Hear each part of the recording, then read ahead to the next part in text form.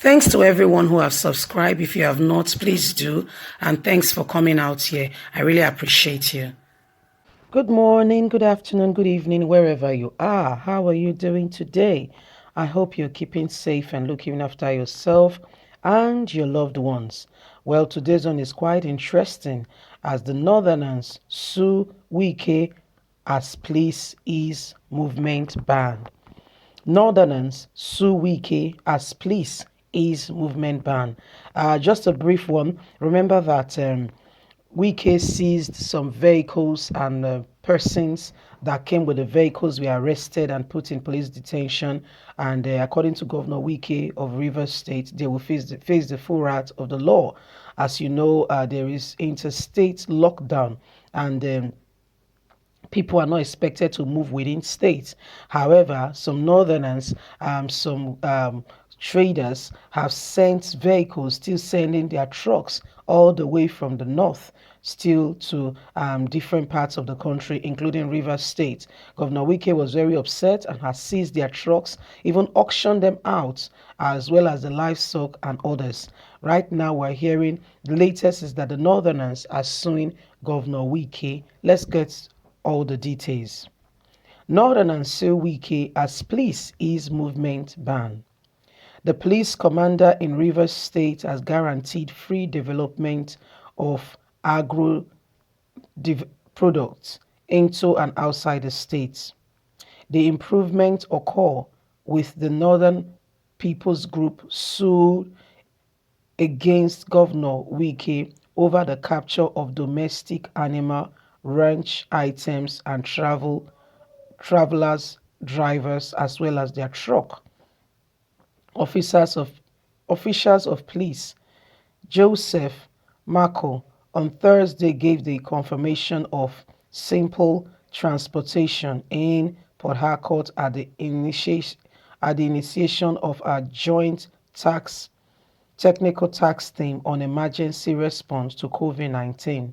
There are developmenting worries over concerns in inception and cost and inefficiency of stipulated food item being able to be gotten. The group will prominently get straight down to business to convey on its order just as stake carefulness to their terms of reference. NAN NAN, the CP encourages individuals from the group to release their obligations with demonstration skill and legislative agreement, the setting state on them by the federal government. On the panel are Marco himself, the NSCDC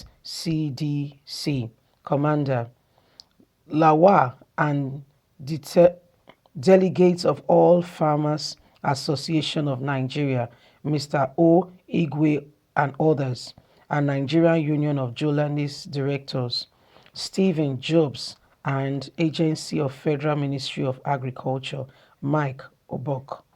Well, these are the people, and the Northerners are now suing Governor Wike over their items that has been seized since the lockdown has been eased off. So they are saying Governor Wike has to pay for their items and the full law. They'll go to court and that will determine what will happen next. But Governor Wike's point is valid. There is interstate lockdown, and when they came, they had to even bribe according to the security agencies before getting into the state. And Wike was quite upset. He said it seems like the security agencies of Nigeria are working hand in hand with these people and are supporting them to flaunt the law. One even said, if you listen to our former news and you go back, one of the drivers said they paid as little as 1,500 to the police officer who allowed them entrance to gain entrance into the state. And then entering the state, Governor Wike did not take it lightly. He didn't give up. He didn't dish out instruction, then went to sleep. No, this governor was working himself night and day. He came out by himself to ask people and to check on the borders. At some point, there were pictures of him, staying by the border, sitting down there and waiting for the next line of action. Governor Wike is not one that will give an instruction and go and sit down or go and sleep. No, he didn't do that. He gave the instruction, went ahead, and you know what? He stood there.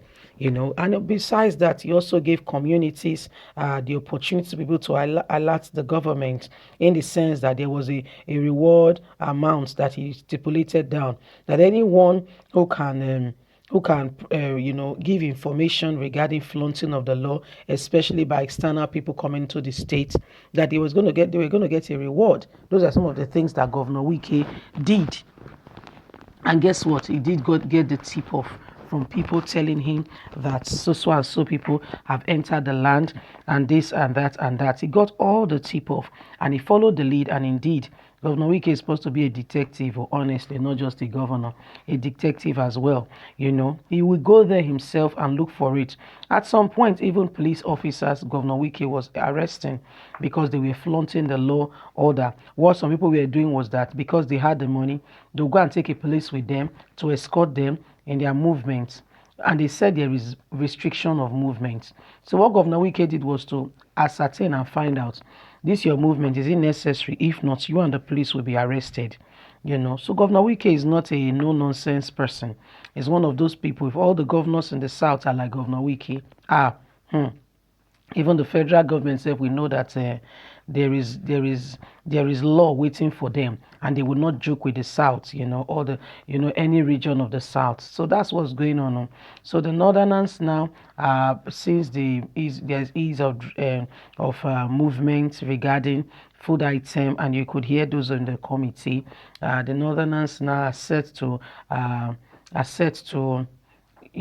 take Governor Wike to court over the seizing of their vehicles, their animals, and what have you.